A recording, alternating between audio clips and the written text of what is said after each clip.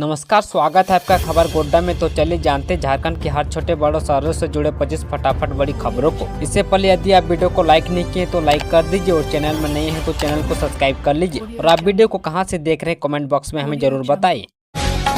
महिलाओं के खाते में पैसा आते ही गुलजार हुआ बाजार।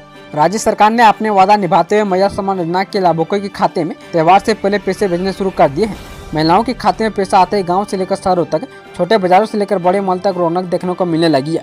बाजार पहले से और भी गुलजार हो गया है। शहर के मॉल, कपड़ों की दुकानें, जूतों की दुकान और आभूषणों के शोरूमों में महिलाओं की भारी भीड़ उमड़ रही है।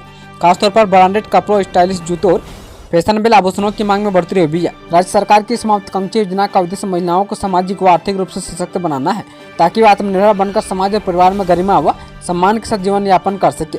मुख्यमंत्री महिला सम्मान योजना के तहत प्रत्येक लाभुक महिलाओं को प्रति माह 2500 रुपये की सम्मान राशि दी जाती है।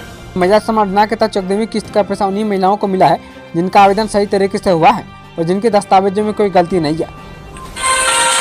रांची में 500 लोगों को एक साथ जेल भेजेगा प्रशासन, बन गई लिस्ट। रांची में दुर्गा पूजा के दौरान शांति व्यवस्था बनाए रखने को लेकर पुलिस प्रशासन सतर्क हो गया है। पुलिस सभी दागी और उपद्रवियों की सूची तैयार कर रही है जिन पर पूर्व में आपराधिक मामले दर्ज हैं। बताया जा रहा है कि पुलिस द्वारा करीब 500 से अधिक ऐसे व्यक्तियों की सूची तैयार की जा रही है जो बीते सालों में धार्मिक कार्यक्रमों या अन्य आयोजनों के दौरान किसी न किसी रूप से उपद्रव फैलाने में संलिप्त पाए गए थे। पुलिस उन्हें चिन्हित कर गिरफ्तार कर जेल भेजेगी। टेंडर फंडिंग के शक में बड़ा एक्शन, धनबाद में एनआईए का छापा। आतंकी संगठन आईएसआईएस के विजयनगरम मॉड्यूल के कनेक्शन के शक में एनआईए की टीम ने मंगलवार की सुबह धनबाद के वासीपुर जब्बार मस्जिद के पास स्थित एक घर में दबिश दी और रहने वाले एक बड़े टेलर मास्टर सलाबुद्दीन अंसारी के बेटे और प्रज्ञा केंद्र से जुड़े शाहबाज अंसारी के घर को एनआईए की टीम ने खंगाला। 7 सदस्य एनआईए टीम ने शाहबाज के पूरे घर की तलाशी ली। उसके घर से 6 लाख रुपए जब्त किए गए हैं। शाहबाज के संबंध में बताया जा रहा है कि वो धनबाद के प्रज्ञा केंद्र से जुड़ा है और रुपए लेकर लोगों को प्रमाण पत्र बनाने में मदद करता था। जेएसएससी से रिजल्ट पर रोक नहीं हटेगी, झारखंड हाईकोर्ट ने कर दिया इनकार। कर्मचारी चयन आयोग की संयुक्त स्नातक स्तरीय परीक्षा 2023 के परिणाम जारी करने पर रोक हटाने से हाईकोर्ट ने मंगलवार को इनकार कर दिया है। चीफ जस्टिस तरलोक सिंह चौहान और जस्टिस राजेश शंकर की अदालत ने मामले की सुनवाई बुधवार को भी जारी रखी, लेकिन रिजल्ट पर लगी रोक हटाने से इनकार कर दिया।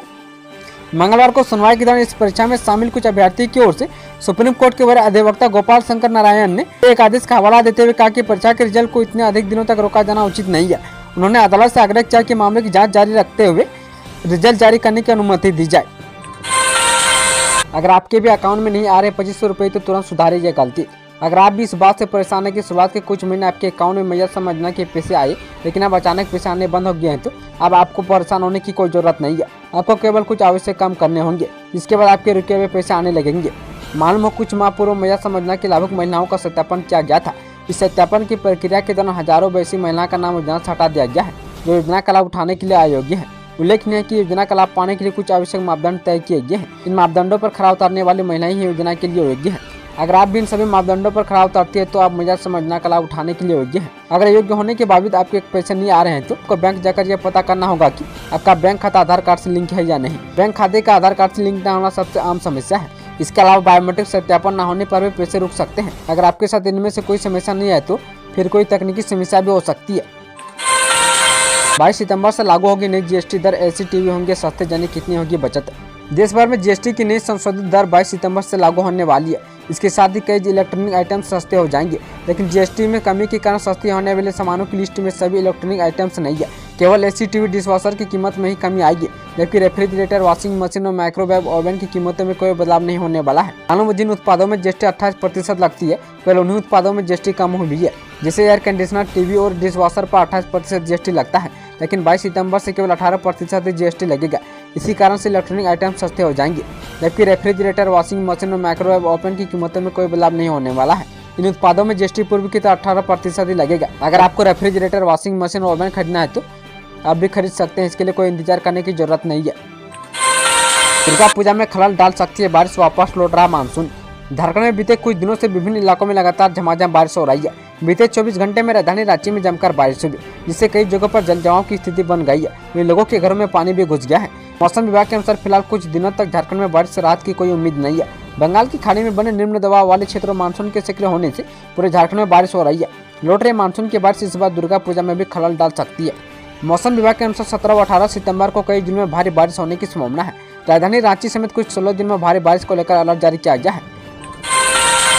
19 साल बाद होने जा रही झारखंड पात्रता परीक्षा शुरू हो गया आवेदन। झारखंड में 19 साल बाद पात्रता परीक्षा होगी। JET 2024 के लिए ऑनलाइन आवेदन शुरू हो गया है। इसके लिए फॉर्म ऑफिशियल वेबसाइट jpsc.gov.in पर जाकर भरना है। आवेदन की अंतिम तिथि 17 अक्टूबर को शाम 5 बजे तक है। झारखंड लोकसेवा आयोग की ओर से जारी शेड्यूल के अनुसार आवेदन प्रक्रिया संपन्न होने के बाद फॉर्म में 8 से 10 अक्टूबर के बीच करेक्शन किया जाएगा। झारखंड के राज्य विश्वविद्यालय और कॉलेजों में असिस्टेंट प्रोफेसर की नियुक्ति और PhD में एडमिशन के लिए JET पास होना जरूरी है।